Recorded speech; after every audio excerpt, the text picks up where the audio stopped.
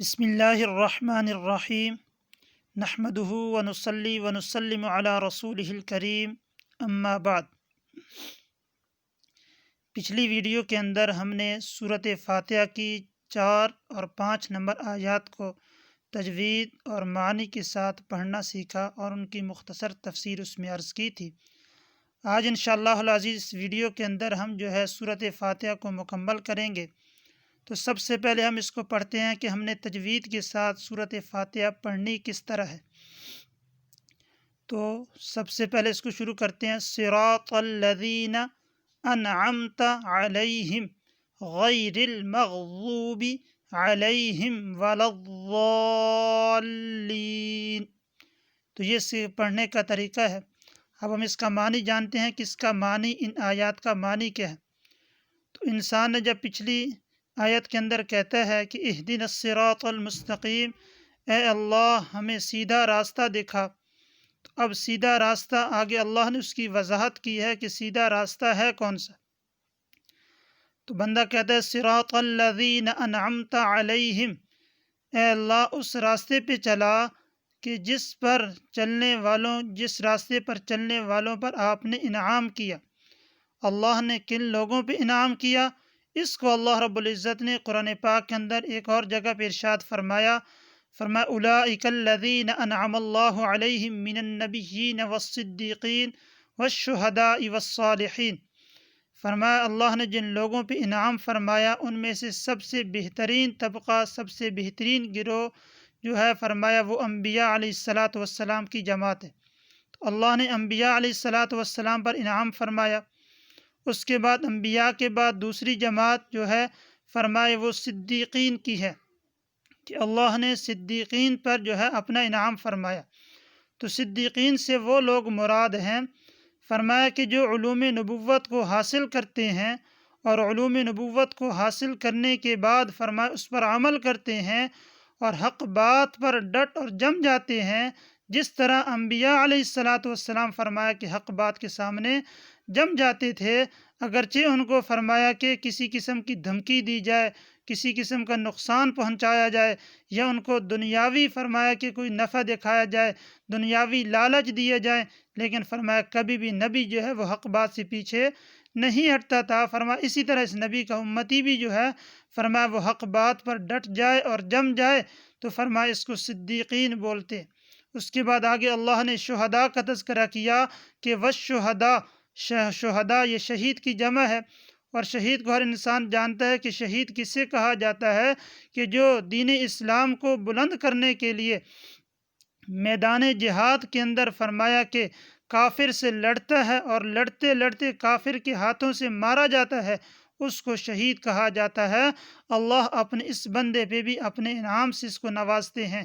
یہاں سے ایک بات یہ سمجھ میں آئی کہ فرمایا اللہ نے جس طریقے سے اس آیت مبارکہ کے اندر یہ جماعت اور طبقات بیان فرمائے ہیں، اسی طریقے سے ہر ایک جماعت دوسرے سے زیادہ فضیلت رکھتی ہے۔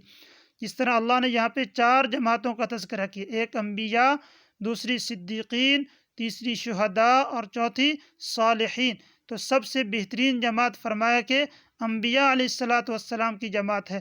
دوسرے نمبر پہ انبیاء کے بعد جنہوں نے علوم نبوت کو حاصل کیا، صدیقین جن کو بولتے،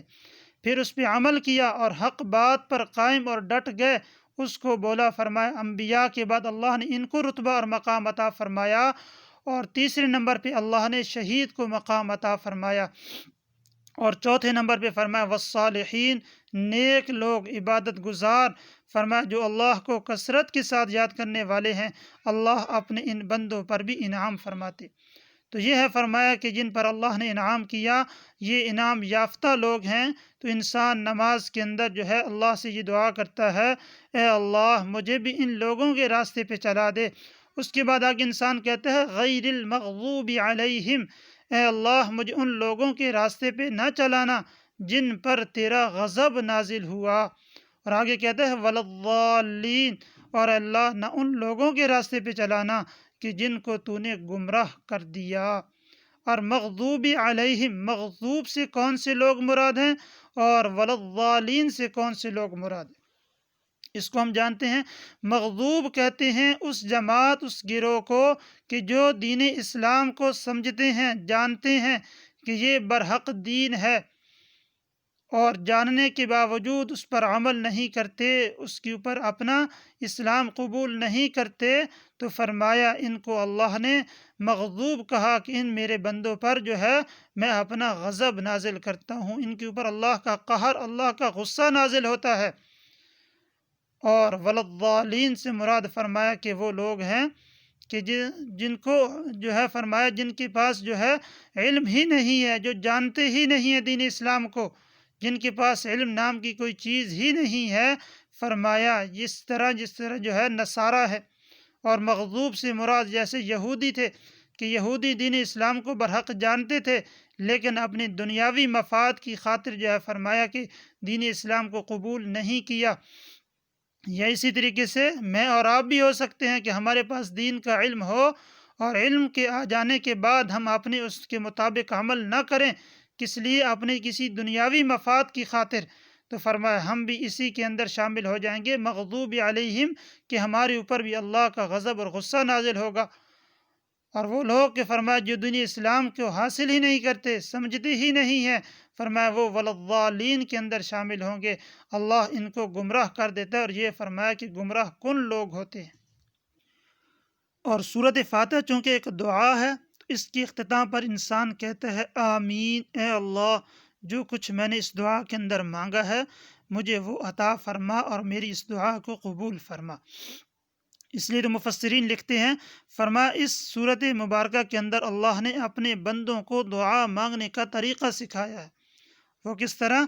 فرمایا کہ انسان جب اللہ سے دعا کرتا ہے تو فرمایا اسی طریقے سے اللہ سے دعا کرے جس طرح اللہ نے سورۃ فاتحہ کے اندر ہمیں دعا کی تلقین اور دعا کی تعلیم دی ہے۔ کس طرح اللہ نے تعلیم دی؟ فرمایا سب سے پہلے انسان جب ہاتھ اٹھائے اللہ سے دعا مانگنے کے لیے تو سب سے پہلے فرمایا انسان اللہ کی حمد و ثنا بیان کرے، اللہ کی حمد، اللہ کی تعریف بیان کرنے کے بعد انسان اس بات کا اقرار کرے کہ اے اللہ ایاک نعبد و ایاک نستعین، اے اللہ میں تیری ہی عبادت کرنے والا ہوں، اور جب وَإِيَّاكَ نَسْتَعِينُ جب مجھے کوئی مشکل پیش آتی ہے تو اس وقت اس مشکل کے اندر میں جو مدد طلب کرتا ہوں، اے اللہ اس وقت تیری ہی طرف متوجہ ہوتا ہوں، اے اللہ اب مجھے فلاں حاجت ہے، فلاں مدد کی ضرورت ہے، اب میرے اس کام کے اندر میری مدد فرما۔ اور ایک اور طریقہ بھی لکھا ہے، فرمایا دعا مانگنے کے اندر جب انسان اللہ کی ذات سے دعا مانگنے لگے تو فرمایا سب سے پہلے اللہ کی حمد و ثنا بیان کرے۔ اللہ کی حمد و ثنا بیان کرنے کے بعد فرمایا اس کے بعد انسان جو ہے حضور نبی کریم صلی اللہ علیہ وسلم کی ذات اقدس پر درود پاک پڑھے، اور اس کے بعد انسان اللہ سے اپنے گناہوں کی معافی طلب کرے۔ فرمایا جب اپنے گناہوں کی معافی اللہ سے مانگ لے، توبہ تائب ہو جائے، گویا اس کے بعد فرمایا حدیث پاک کے اندر آتا ہے التائب من الذنب کمن لا ذنب لہ، کہ جو انسان فرمایا کہ اللہ سے اپنے گناہوں کی معافی مانگ لیتا ہے، فرمایا اللہ حضور علیہ الصلوۃ والسلام کی حدیث پاک کا مفہوم ہے، فرمایا وہ انسان ایسے ہو جاتا ہے گویا کہ اس نے پیچھے جو ہے وہ گناہ کیا ہی نہیں ہوتا، اب گویا یہ انسان جو ہے نیک بن گیا ہے، اس کی زندگی کے اندر کوئی گناہ نہیں ہے۔ اب فرمایا کہ یہ انسان اللہ سے اپنی حاجات اور اپنی جو ہے ضروریات اللہ کے سامنے رکھے،